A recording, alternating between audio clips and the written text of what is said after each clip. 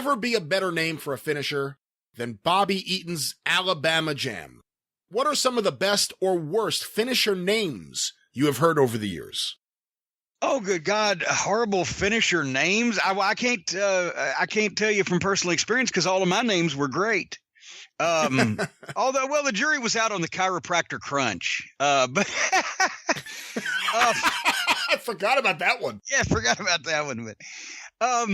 But I don't know. You've baffled me. What are some really rotten fucking finisher names? Can you think of any?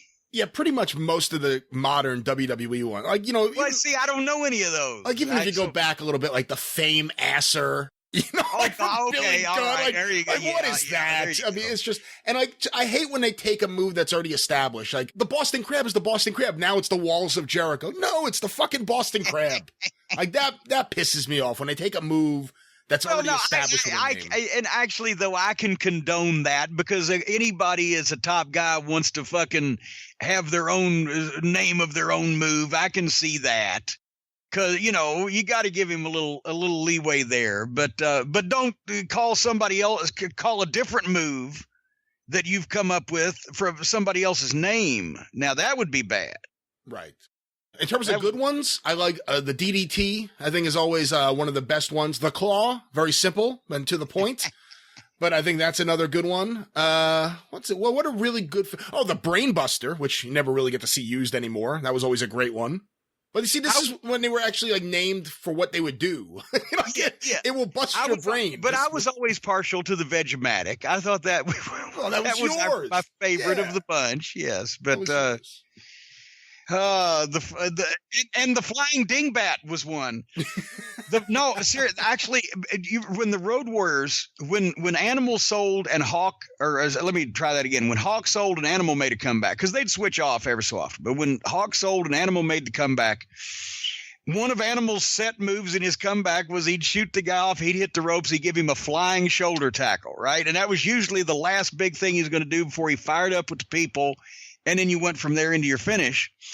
So basically, I would remind the Midnight Express, because when we go over the finish on the way out down the aisle or whatever, they'd say, Corny, just buzz me. And we called it the Flying Dingbat because it was a flying shoulder tackle, but we called it the Flying Dingbat. So when he'd hit the Dingbat, I'd remind Bobby that he needed to jump in and feed for whatever by going, Dingbat at the top of my lungs. Because who's going to know, right? Everybody in the arena heard me when Animal hit the shoulder tackle, screamed Dingbat. And that was it was funnier if you were in the middle of it at the time, but they didn't know why I was saying Dingbat. That was part of it. It was the funny part. When was the last time Gourd Buster was mentioned on a wrestling show? Probably when Arn Anderson did one. Yeah. It's been a long time. Ricky and Robert never had a name for their double drop kick. No, they did not. The double drop kick. I mean, what are your thoughts in general? Does every wrestler need a name for a finishing maneuver? Not, once again, not every wrestler, but every top wrestler. And that's another thing that's been watered down, besides the fact that everybody up and down the roster shouldn't really be allowed to talk on TV all the time. And everybody up and down the roster shouldn't be involved in angles. Everybody on the roster up and down that shouldn't have, if they do have a finish, the finish might not need a name because they might not be using it enough to really get it over. You've saved a lot of shit like that for guys that you're going to be using in the money positions. And if you're lucky enough to have a roster of 24 guys, 8 of them are just there to go out and open fucking cards somewhere. And that's how you distinguish from that. If everybody's got a finish and everybody's finish has a name, and who's everybody's finish going to work on? If you got 24 guys, there's only 12 of them are going to usually win. So it's you can do it too much. Top guys need more of that shit. Underneath guys need less of that shit until they move on to a different territory and become a top guy themselves.